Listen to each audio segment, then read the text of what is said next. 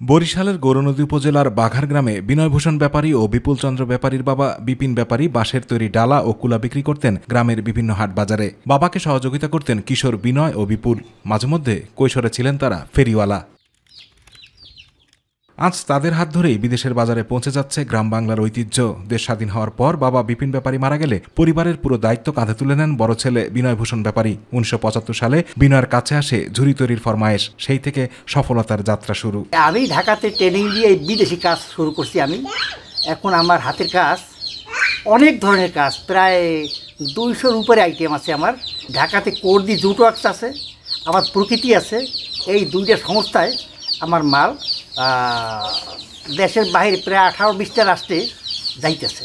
বিনয় আন্তর্জাতিক মানের প্রশিক্ষণের সুযোগ পেয়ে ফিলিপাইন ও ভারত থেকে আনা মাস্টার ট্রেনারদের কাছ থেকে 2 বছরের প্রশিক্ষণ নেন। গ্রামে ফিরে ভাই বিপুলকে সাথে নিয়ে নতুন উদ্যমে শুরু হয় কাজ। তার হাতের তৈরি ফলের ঝুড়ি, চায়ের ছাকনি, সাপুরে বাস্কেট, কানের দুল, চুলের ব্যান্ড, পাখির বাসা পৌঁছে যাচ্ছে ইতালি, জাপান, আমেরিকা, চীন ও থাইল্যান্ডে। এইটা কানের দুল, আর এইটা হলো চুলের ব্যান্ড, এই ল্যাম্প সেট, এরপর এই পাখির বাসা, এরকম বিভিন্ন পদের আইটেম আমরা তৈরি করি এবং এটা অর্ডার বাইরে থেকে অর্ডার দেয়, আমরা সরাসরি অর্ডার কাজ করি। বিনয়ভূষণ এবং তার ভাই বিপুল চন্দ্র ব্যাপারী মিলে বাঘার ক্ষুদ্র কুটির শিল্প প্রশিক্ষণ কেন্দ্র গড়েছেন, যেখানে গ্রামের নারীরা কাজ করছেন। তাদের দেখে তৈরি হচ্ছে নতুন নতুন উদ্যোক্তাও। আমরা এই কাজ করি, 20-25 জন লোক কাজ করে গিয়ে আমরা এই সংসার চালাই। সংসারের পাশাপাশি এই কুটির শিল্পর কাজ করে যে টাকা পাই বাচ্চা কাচ্চার জামা কাপড় কিনে দিই এবং পড়াশোনার খরচ চালাই। উপজেলা নির্বাহী অফিসার ও পৌর প্রশাসক বলছেন, তরুণ উদ্যোক্তাদের জন্য এই দুই ভাই একটি দৃষ্টান্ত।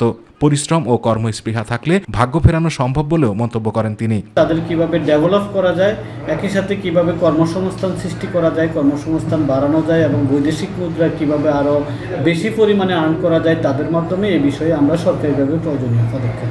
আতিকুর রহমান তিতাস, মাই টিভি।